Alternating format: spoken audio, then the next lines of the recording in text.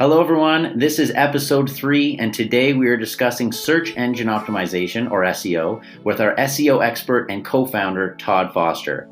As the founder and co-founder of 4 different companies, Todd is truly an online digital marketing expert and has built his businesses with some of the very strategies and tactics that he's going to share with you today. You're listening to the Merged Marketing Podcast with David Louch and Jason Hunt. This is a show all about unlocking the marketing tactics and secrets behind everyday brands. Each week, we'll bring you expert commentary so that you can make better choices when it comes to growing your business. Thank you for spending time with us. Now let the show begin. Hey everyone, Jay and I live today. We are here with a very special guest, Todd Foster, today. We're super excited to have him. Todd, how you doing? I'm good, man. How are you? Great, thank you. I'm super excited. This is going to be a good episode. It's going to be a good episode. I mean, this is our 3rd episode, and it only makes sense to have Todd on the show, who's an SEO. Would you say wizard, guru, magician? Well, people call me Sorcerer. Sorcerer. Yeah. Todd Foster, the SEO sorcerer. That's the highest level of the highest level in the office, and then you work your way up to the sorcerer. Hold on, explain that for a second. How does that work? So you start off as a magician. So a magician is where you're kind of faking it, like you say you know your SEO, but you don't. That'd be like black hat SEO. Is that even? No, you can be good and be a black hat SEO. Okay. I think a magician is someone who's just faking it, like I can do SEO, but they've never ranked a site before. They've never done all that stuff. Then you come in here, you work your way up to the wizard status. And then that's when you start to know some SEO. You can get the sites to page 2, but you can't quite get it to page 1 and top 3. And then you got the sorcerer who comes in and just bam, there you go, top 3 rankings. Boom, and does a couple tweaks and then boom, first page Google. A few tweaks and you're right there. I love it. So Todd Foster, the SEO sorcerer, I love it. Absolutely. So as we've already discussed, we're going to be discussing search engine optimization today, or SEO as it's called for short, which is an online concept that can be very confusing to most people, myself included, I think. But for those that know it and understand it, it can be an absolute game changer for your business. So the way I want to start off the podcast, Todd, is I really want to have you share a little bit about your backstory. So, go back as far as you want, when you were a kid, how you got into SEO, and ultimately, where you are today. Yeah, I mean, I didn't get into SEO until I was about 21, and it was actually in Canada when I moved. I lived in Canada for about a year, had nothing to do, and then somehow I just came into this SEO game. Mm-hmm. And what happened was I started coding games, and I wanted to work out how to promote that game because no one was playing the game. Mm. So my buddy, who was a developer, said, "Have you ever heard of SEO?" Mm. So then I started going down this rabbit hole of learning how to build links to your website, how to optimize your website and stuff like that. I ranked the game number 3, I think, for a keyword that was like 4 million searches. And then the game got shut down by the actual original developer of the game. So what was it about the actual, because I mean, for most people out there, like probably David and myself, have no interest at all in coding. Think it's the boringest shit around. Yeah. Okay. So what is it that I mean, being a gamer, but there was something there that kind of drove you to say, hey, this whole coding SEO thing is kind of interesting. Can you touch on that? What is that? Yeah, I think it was a game in itself, because you could, back then anyway, it's pretty hard to do now. Back then you could say like Minecraft, it was really popular at the time. And I worked for a guy who paid me like $2,500 a month to do this for him. But I ranked us number 4 for Minecraft, the keyword. So we were ranking top 4 for Minecraft, which was getting like 5 million searches a month. Wow. And that's the addiction that came in, is like ranking top for all these keywords. At the time, I wasn't even running an SEO business. I was just this 22-year-old just messing around, ranking for keywords and annoying developers. We had the owner of Minecraft reach out to the guy that paid me and say, you need to take that offline and I'll play a game with you if you do. Wow. And you were like all over that? Oh, yeah. Let's do it. Yeah, we were all over that, yeah. That's cool. So it all started, I guess, at 21 when you had moved to Canada. Yeah. And before that, you were living where? I was living in the UK in Ipswich. Okay, so back then when you were younger, living in the UK, growing up, was business a thing? Did you have side businesses as a kid? Maybe mowing lawns, selling lemonade, anything like that? No. So my dad was a businessman. Yeah. And we always said, "Oh, you're going to be a property developer when you get on," and just kind of following your parents' footsteps. Yeah. But that was never for me. Like, I was not interested in houses at all. Like, I was always technically minded. Mm-hmm.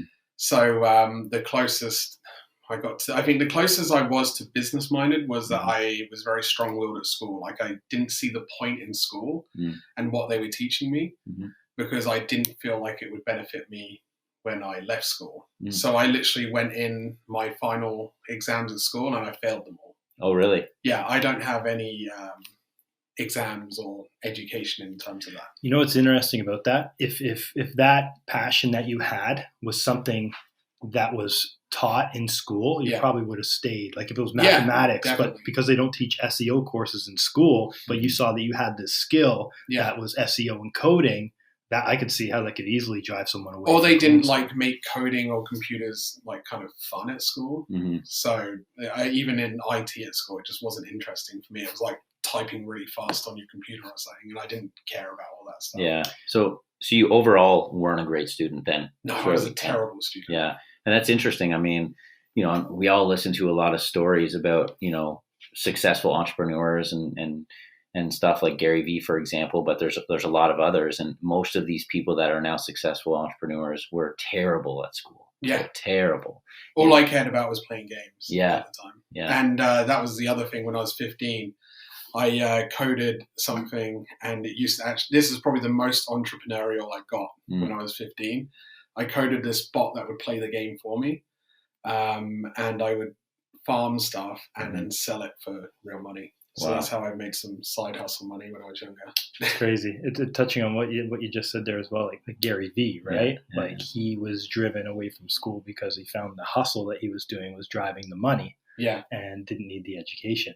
Yeah. Right? And I mean, if I look back now, like I guess I did have that entrepreneurial streak. Like I would go to, I can't remember what it's called in England, but like a Costco version.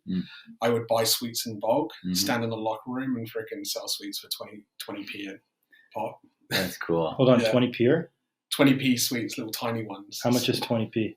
20p is like 40 cents. No, 20p, 20 pounds? So is that what you call pounds? P? No, penny. So like a cent. Yeah. Okay. Yeah. Back then, I'm sure that was a lot. It was. But if you had a big box that you bought for £1.50, and you're selling that whole each one for 20 cents, it added up really fast because people would buy 5. Yeah. So easy money. That's cool. Okay, so I guess we're 21. It all started with gaming. That's super cool.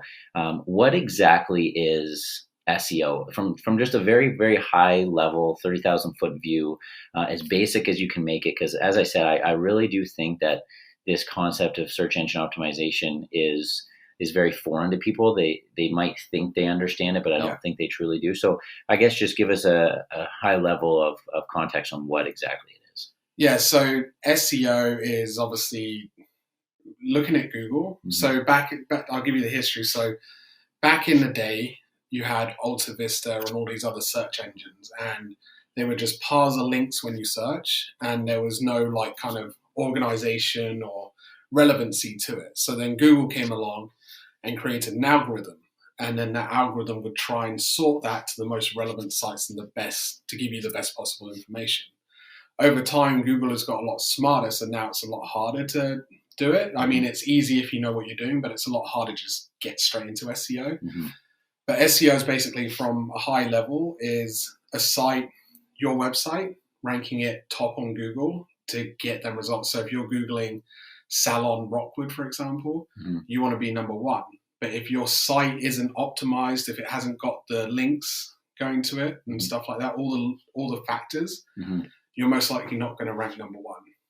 So interesting. It's hard to give an overview, but it's pretty much, if you don't have a website, if you don't have it optimized properly, you're not going to be benefiting from the SEO. I think when a lot of people, no one's going to find you. When a lot of people come to us and they want SEO, they have a tough time wrapping their heads around the fact that it takes so long to see results from SEO. Yeah. It takes so long to rank, Yeah. like 6 to 8 months. Yeah. Why is it that it takes so long? And what are some of the challenges that you might face trying to rank a certain site?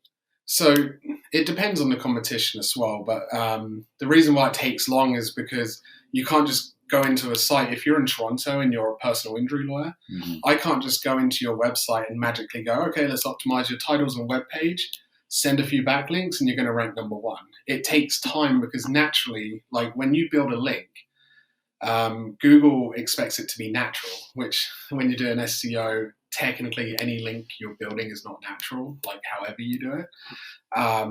But you would not naturally get 500 backlinks like your competitor or 500 referring domains like your competitor in 1 month. That competitor has spent years building them links up and getting that trust factor from Google, building that authority. So for you to come in and send 500 links and expect to rank number one, that's why you have to give realistic expectations. Yeah, that's interesting. And as Jay mentioned, a question that we get quite frequently is how long is it going to take? And the answer is always shocking to people. Yeah. So now that we know a little bit more about you, thank you for sharing a little bit about your backstory and what SEO is at a high level. To touch on the time frame. Like it also depends, right? We give 6 to 8 months in general, but that's because we also don't want the client to be kind of overpromised, under-deliver. Overpromised, yeah. If the client is in Rockwood, I'll give that as an example because Rockwood is like 10,000 people. I mean, it's going to be super easy to get a hair salon to number one. So you could probably do that in like 30 days because there's like 2 hair salons. So, well, 100%, and that's reflected on the price too. Like when I'm trying to sell SEO, it's like if you're a lawyer on Yonge Street in Toronto downtown compared to a lawyer in Rockwood, well, it's going to require a lot more resources to get that lawyer in Toronto to rank. Yeah. And I guess it's just pretty easy. Like you just have to think logically, what are people searching for on Google? If it's something that is so unique and there isn't a lot of them out there or whatever it might be, you're probably going to rank pretty easily for that because there's not a lot of search going.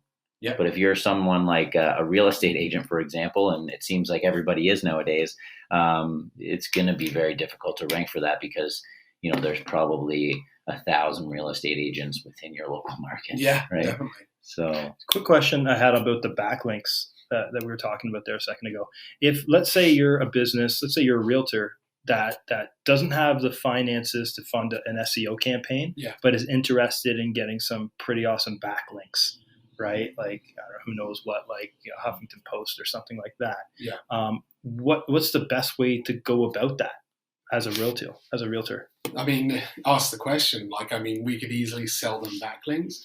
The trouble with that is what is their experience in tuning up their website, making sure that's good to send backlinks to. There's no point spending $2,000 on backlinks if your website's not optimized. It's not going to rank anyway. And I think that's a good quote from like Matt. I'd learned this from one of Matt Diggerty's blog posts a long time ago. It's like, you need the Lamborghini to put the premium fuel in. You can't just throw premium fuel in a banger.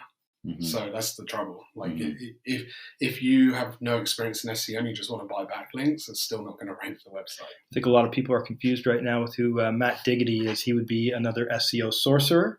Yeah, totally. Okay, sorcerer. Yeah. He is a sorcerer. Cool. All right, so let's dive into a few questions a little bit deeper. One of which was, how long is it going to take to rank on page 1 of Google, which I think we discussed a little bit about there. But just for the audience that's listening, the interesting thing about Todd is that he's built a few different businesses purely off of the success that he's achieved through SEO. And that's pretty impressive. I mean, we always preach and encourage businesses to have a multidimensional approach to their marketing. So it's good to be on Facebook. It's good to be running Google ads. It's good to have your SEO in check and whatever other, print marketing you might be doing. But to have built a very successful business off of pretty much SEO alone is very impressive. So one of which was, how long is it going to take for a business to get onto page 1? Like I said, we discussed a little bit about that. And two is, how much of an impact has being on page one had on a small to medium-sized businesses that you've worked with or that you have owned yourself? Like what is the financial impact from going from page 3 to page 1, or maybe even something more drastic like page 20 to page 10? Like what's the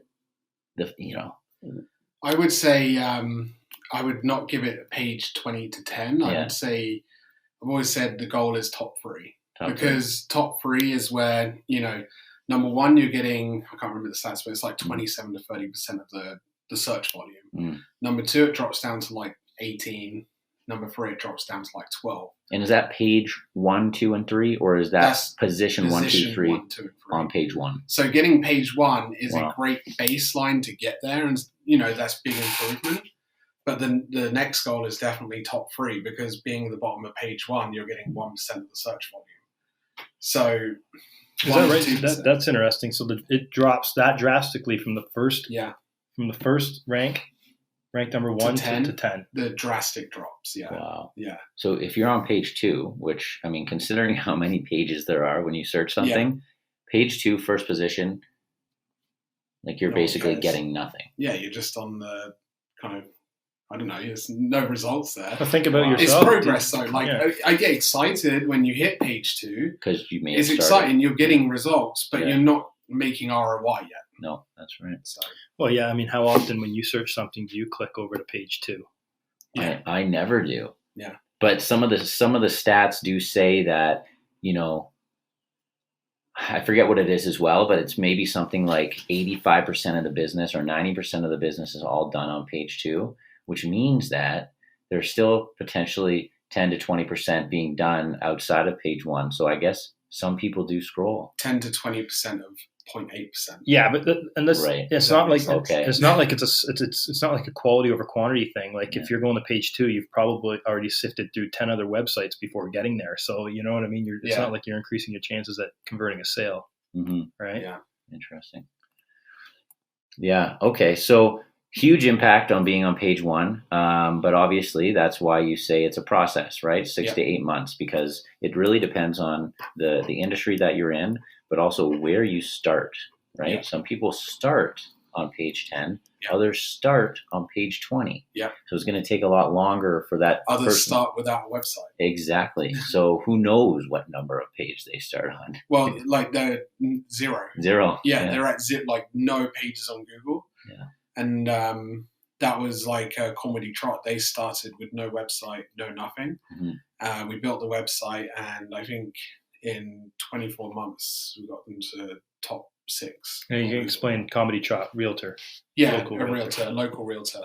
And and we did get them from no website at all to results where they're in the top 6 for like a real estate agent. That's cool. On top of that, for a local business who doesn't have a huge budget, right? What we've been really pushing is the Google Map Pack. Yeah. So maybe we can talk about the Map Pack for a second and explain what exactly is the Map Pack and the importance of it for a local. Yeah. So like the Map Pack is the kind of the top 3 above the organic in the local area. So if you Google in Milton, real estate agents, it's good to be in that top 3, but it goes so much beyond just being in the top 3 of that. It's, when you actually go into the maps on your mobile, that top 3 changes as you scroll out from that location. So if you start from 200 meters above that location, so if you're next to that location, you're going to get better results and see that location. But as you scroll out and out and out, so if someone's 1 kilometer away, you want to try and get them to show 1 kilometer away as well. It's hilarious how many times I've had a discussion with somebody about SEO, and it's like, nah, we're good. We're number 1. We're number 1 on Google. I'm like, that's cool. You're number 1 at this intersection. Yeah. But take a walk down the street and check your phone. You're probably not number 1 anymore. Yep. You know what I mean? So that's the power of that. Well, I think a good example is Century Stone, in Hamilton. Like they were doing well in that area, but then we looked. So I'd say Local Viking is one of the tools we use with the GeoGrid. and you could see that there was areas they could improve in Hamilton to try and capture more of that local area. And we use that GeoGrid to kind of point where we want to try and get them rankings. Yeah, and for the listeners out there, just in case you're unfamiliar with the difference between the Google search and the Google Map Pack, we'll be sure to link up a screenshot of the two different things so you can view that. But building off of the Map Pack question, if you're ranking top 3 on Google, are you also ranking top 3 in the Map Pack? No, it's completely different. So the local algorithm is completely different to the organic algorithm. Okay. Although there is, I do find they kind of work the same a little bit. It kind of works hand in hand. But you could rank a site in the snack pack and the local instead of organic, and you have to do different methods to work with each algorithm. Right. Tactics are very different. Yes, definitely. Yeah. Got it. Interesting. So two different strategies. Yeah. And there's actually the term thrown out there a lot in our office, and to be honest, I still get confused with the two. One is local SEO, and the other is organic SEO. Yes. So maybe briefly explain the difference. Yeah. So local SEO is targeting that map area. So you when you Google, I'm thinking you're going to share it, but you see them top 3, and then you can say more places. Yes. That's more the local side of the SEO, targeting that local area. And then you got the organic side where you're pushing, the titles and stuff, and the organic with the link building and stuff, which is more the organic, which is under the map pack, which is then 10 results under the map pack. Right. Yeah, so in local and or organic, it's funny because when you ask somebody their target audience who they want to hit, they might say, I want to hit everywhere from Toronto to Hamilton. Well, that cost is going to be more expensive than just kind of targeting Oakville, right? Because now you've got to multiply. The other big thing is if you're targeting 10 cities, for example, if you want to do local and organic in each city, you need an office or location in each city, because you can do organic rankings in each city, but you would need to have an office in each city to do local in every single city. Interesting. So it would work really well for franchises. Oh, sounds definitely. Like yeah, they'd have an organic strategy, obviously, but also a very solid local strategy as well. Yeah. Interesting. We've mentioned so far on the show quite a bit Google. Yeah. How influential are the other search platforms like Bing or Yahoo, if that's still a thing? I don't really think Safari. You don't really think about them. No, because Google holds, I believe, 75% of search share. Yeah. And then it's broken down between hundreds of all these tiny little search engines. So if you're trying to go for Bing, it's just kind of pointless. You kind of let it naturally happen. Right. Google is your kind of main focus when you're doing SEO. You don't want to focus on all the other stuff. Perfect. Okay, that's great. So just moving on, and it's related, obviously. Once you've reached, let's say, page 1 on Google, which is the ultimate goal, do you need to continue SEO? And that's a question I think we get a lot. Once we've reached that holy grail spot, number 1 on the first page, okay, I guess we're done. We don't really need SEO anymore. That's the problem is that if you're going to stop, your competitors are going to still be, they're going to be pushing SEO and pushing their stuff. So Google has algorithm changes literally every quarter now. Right. So if you stop your SEO program and think, I'm good, in 3 to 6 months, you could be starting way back and taking longer time to get back to where you were. So you're retaining us to be your experts to keep you there and make sure you stay there. That's right. Quitting an SEO program, I always get annoyed if they say, we're number 1, we might as well quit. I'm like, that's silly. And we've had people do that. Yeah. And I watch them slowly drop down. Yeah. So. And then the inevitable always happens. Yeah. You get a phone call and they come back crying. Yeah. And by that point, usually you have that the main competitor has probably invested quite a bit in the SEO as well. So now you almost have to double down on your efforts just to get you back to number 1. You've got to assume that in that top 10, probably 70% of your competitors are doing SEO. Mm-hmm. So if you're going to stop, that other 70% of people are still doing it. And then all the other people on page 2 who are like us starting out from a new website are pushing to get to the top 3. Mm-hmm. Like if you're a plumber in Mississauga, Mm-hmm. you've got how many competitors? How many plumbers are in Mississauga that are going to have a website and probably doing SEO? You've probably got 30 to 50 competitors trying to rank in that top 3. Probably a few broken toilets in Mississauga. Yeah. I'm sure there are. Yeah. Or Toronto even. Like if you stop, then 30 to 50 other people are still going to push you out. That's right. But what are you optimizing? From, I guess there must be a plan. If it truly is a never-ending long-term strategy, which it is, and we see time and time again, what's the plan? Like what are you starting with to optimize, and then what's the plan from there? Yeah, content plan. You got content plans for your blog. Okay, adding blog content. Yep. You got link building. So you're always analyzing your competitors, seeing what links they're building, because that's what they're obviously going to be doing Mm-hmm. to beat you. Mm-hmm. Just the maintenance, staying on top of the algorithm. If an algorithm comes out in 3 months and your website, and we're retained to keep up with them, Mm-hmm. then, and you drop a few places, well, we're here to make sure you get back there pretty fast, because we're always analyzing the algorithms and keeping up to date with that. That's right. And we had a client that had that. They dropped because of an algorithm. They've been with Casio and Merge for 4 years, dropped, and then within a month or so, they're back up in the top because we adjusted to the algorithm. That's right. It's interesting because, that's the thing about SEO is you're always at the mercy of the algorithm. Yeah. Right? Yeah. So when there is a shakeup, it's so important to be on top of it. And I think that really is what would separate, a really hyper-focused SEO company compared to kind of a jack of all trades, is the fact that, you are ahead of the curve in terms of those changes, and you can react and adapt super quick. Definitely. Yeah. Right? That's a huge benefit. Yeah. Okay. So your blog is extremely important.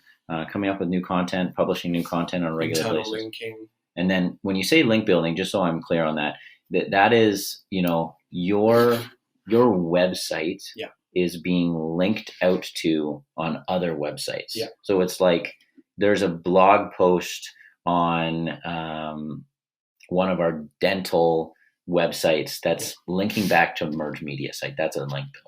Well, I mean, we wouldn't do that. We wouldn't do that. But but that's a good example. Yeah. Well, bad/good example. Yeah. I couldn't think of anything else. Okay, cool. So like link building is, so it started out with Google uses, so you got a hyperlink in your website. When you click something in an article that takes you to another website. Yeah.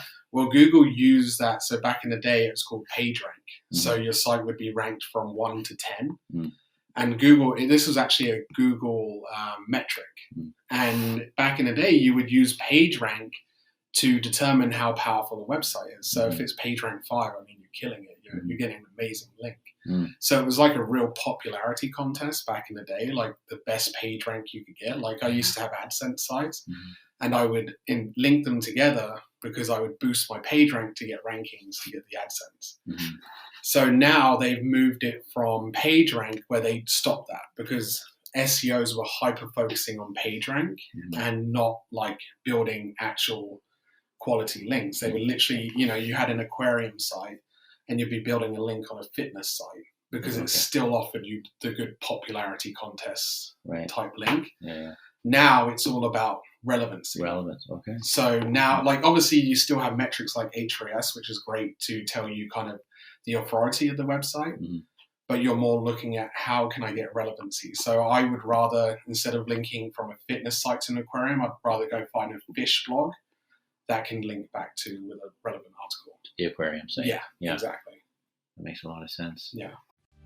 And now, a word from our sponsor.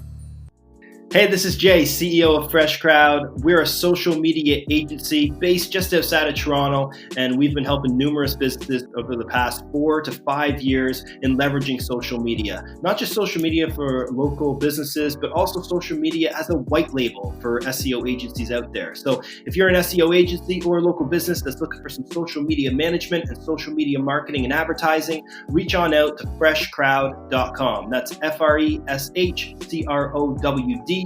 toddsstory.com. Talk to you soon. Okay, and we're back. Thank you all for tuning back in. So just to catch everyone up to speed that just tuning in now, before the break, we discussed obviously SEO, hitting on things like, how long it takes to rank your website on page 1 of Google, what the impact is of being on page 1 as comparison to any of the other pages that are on Google, as well as once you've reached that desired position on page 1, does it make sense to continue, and why you need to continue your SEO efforts. So as I mentioned before, Todd has a lot of experience building businesses specifically on SEO strategies alone, which is super impressive. So for the rest of the podcast, I really want to focus on somewhat of a case study, specifically focusing on one of Todd's businesses that he has, CF Landscaping, and how he took that company from basically just being, a website to what he's been able to do with it now. So, building off of what we've already discussed, Todd, start from, I guess, day one and how you and what you did to get it to where it is now. Yeah, I mean, the full story?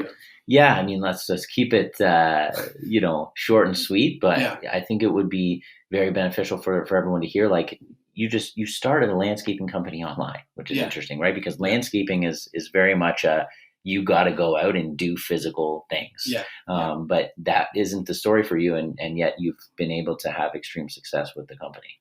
Yeah, definitely. So I basically built a website. Yeah. Called it CF Landscaping because my brother-in-law is a landscaper, so I had the right person with me to go and do that physical work because I definitely can't do all that. And then I ranked the website. It took me 6 to 8 months to rank the website. So to start to get the business, I utilized Trusted Pros, Home Stars, and Google AdWords. I actually used multiple different ways to generate leads through online just to get things flowing while we ranked the website. Mm-hmm. So through that, I think we did in the first year $230,000 revenue. And that was all from AdWords and Home Stars. And then in 6 months in, the SEO started kicking in. I think within 6 to 8 months, we were top for the landscaping terms. And we get 250 to 300 calls a month and probably like 200 emails a month for landscaping requests. Wow. And you've never picked up a hammer? I have. Oh, really? Yeah. But just to remind me why I don't do it. Yeah. Not to smoke your brother-in-law over the head? No. I went out a couple of times to probably just to get out. But I definitely came straight back to the office the next day. Mm-hmm. And so where are we at with the company now? Like, so you did all that online. Yeah. I mean, it sounds like there was a little bit of actual work, obviously, being done by your brother-in-law. But the amount of traffic, the amount of leads, the amount of calls you were getting, was not, typical for a tiny company of 2 people, one being the marketer behind the scenes and one being the guy actually doing it. So, what ended up happening there, and where is it today? Yeah, so we just couldn't keep up with the amount of leads coming through. Like it was literally like in the wintertime when there were snowfalls, we would get 100 to 150 calls a day while my brother-in-law is out plowing snow, and I'm trying to run another business, my main business, and I can't take the calls. So we basically changed. So we've merged with another company now, and he's kind of a startup as well. So he's taken on the whole operation side. Lewis manages all the sites and everything, and I do the marketing. So I've taken a step back where I'm a smaller share owner, and I just take a salary from the company to continue doing that marketing. I think what's really cool about that is you can pick any niche you want. Yeah. And just kind of be like, you know what? I'm going to crush this niche. Yeah. And I'm going to get leads. Yeah. And I'm going to make money. And you can just kind of go. And it gives me negotiating power. Negotiating power. I don't know if there's another example, David, that you want to touch on, but hair lossable. Yeah. Okay. Like you started a website and basically for hair loss products, became like a super affiliate and end up selling the website. Maybe you can tell a bit about that story. Yeah, so I actually bought the website from an ex-employee for $500, and I liked the niche. I didn't even think about hair loss, to be honest.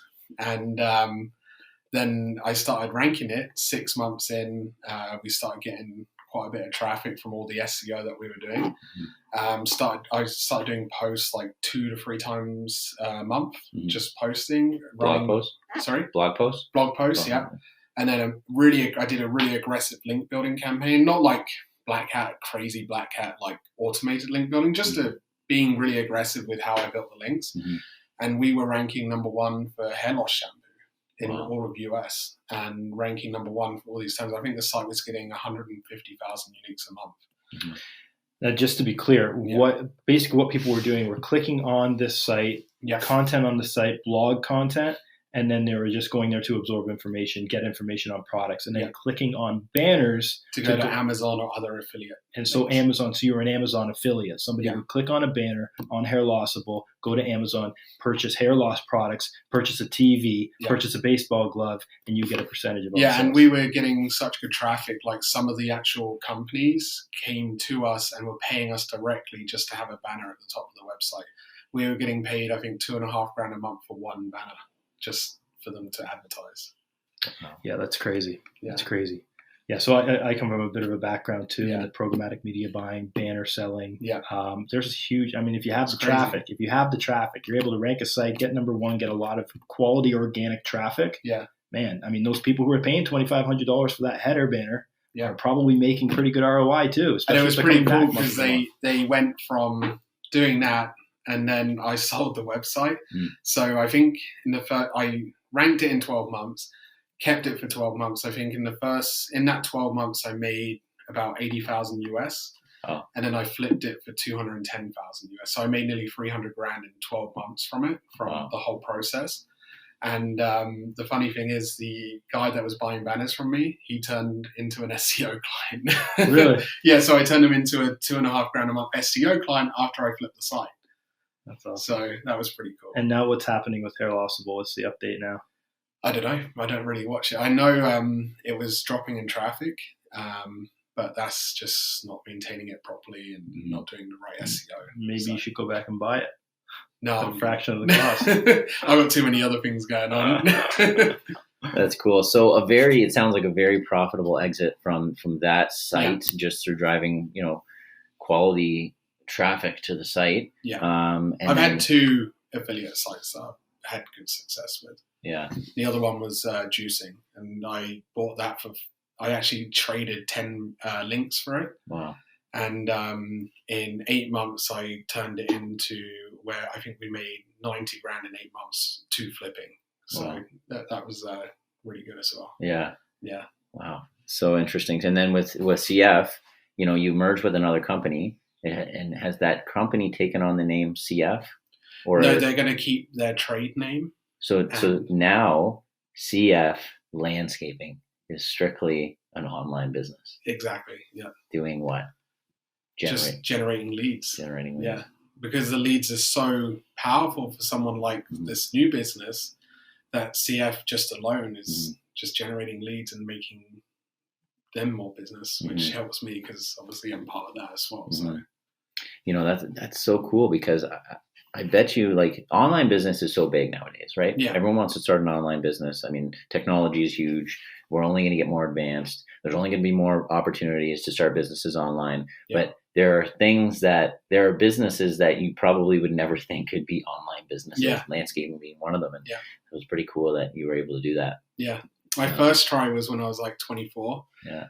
I was just going the wrong ways of trying to build something, because I guess I was in my gaming habits still. So I built this other forum/game, and I think the traffic went from, in 2 months, this is when you could do crazy shit. The traffic went from 0 to 15 million impressions in 2 months. And I think the site was doing $40,000 a month. And all the money got taken away from me, and I got shut down for copyright. Brutal.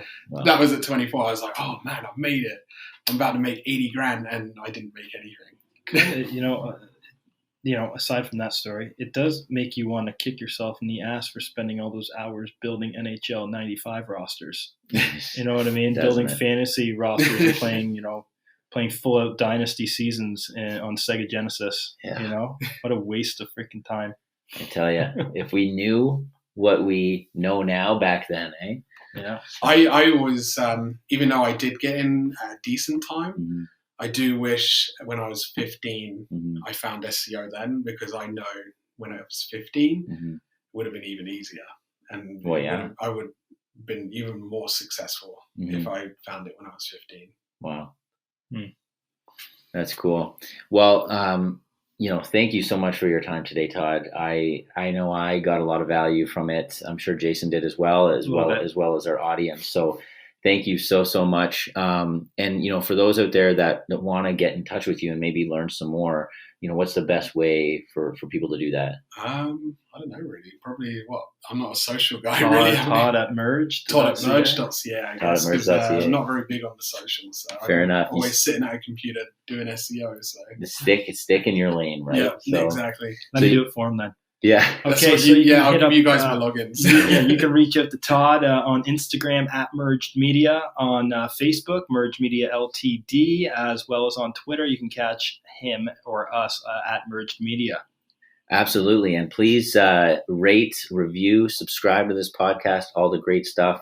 We're going to continue to put out a lot of great value, and we hope you will join us for the ride. So before we wrap up, Todd, we end every single podcast with the same exact question. Okay. So the final question is, if you could choose one person, dead or alive, to represent our brand, Merged Media, who would it be and why? That's a hard question. Yep. That's like singling out one person. Who's anyone, be famous or not, famous, dead or alive, whoever you want, someone that's going to represent our brand. Merged Media. Merged Media. I'm going to sound so boring with this answer because it makes sense, because he has done it so well for himself. I would say Gary Vee. No, and I know that sounds like a bad answer. Yeah. No, but it's not. The success he's had representing his brand, I mean, imagine the success we would have. So that's why my answer is Gary Vee. Yeah.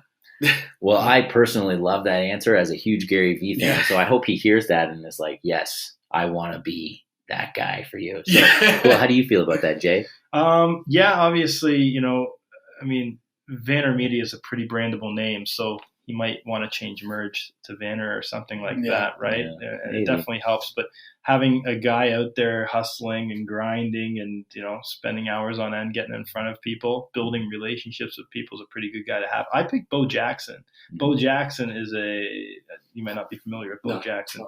He plays, he's an athlete from the late 80s, early 90s, played baseball and football. There's not too many people that did that. Yeah. And I said, Bo Jackson would be good for us because he's versatile and can do many things really well. Yeah. Just like Merged Media, right? We're versatile. Yeah. We do everything really well. That's right. So cool. But I think if outside of realistic, I think Jay as our representative face, I think you're a great one. So thanks, man. Yeah. So appreciate that. The next Gary Vee, maybe. The next we're working on it. We're working on it. The Daily J. The Daily J. Yeah. Speaking of Gary Vee, I mean, don't want to go down this rabbit hole because we're closing it up here, but he actually is no longer doing the Daily V. He just did his last Daily V, and now he's changing it to a weekly V. I did see that. He's cutting back on content. Yeah. I would if I was in his position. I mean, he's been grinding pretty hard. Yeah. For 10 years? I would say, in terms of that. If I was in his position doing that every day, he had 600 episodes. I actually watched about 40 minutes of his last Daily V. You know what it was? What? He had D-Rock, his camera guy, videographer, just had him recorded for 4 hours straight while he went to his wine library, his dad's business, went there, set up a booth, and signed autographs and talked to people. 4 hours of just the video on Gary Vee at his booth. That was it. Well, I'm sure he's going to be still putting out daily content, but maybe not doing a daily vlog sort of thing, which is interesting. So that's cool. He's got a lot of cool stuff coming out soon from what I've been hearing and seeing. And that's a good guy to pick. So thank you very much, everybody. Who's on next week? Who's on next week? Next week, that's great. Thank you. We have Matt Sherb on next week to talk to us about marketing and specifically a business that he started online. So I'll leave it at that. Stay tuned, and we'll hear from you next week. Awesome. Thanks for listening.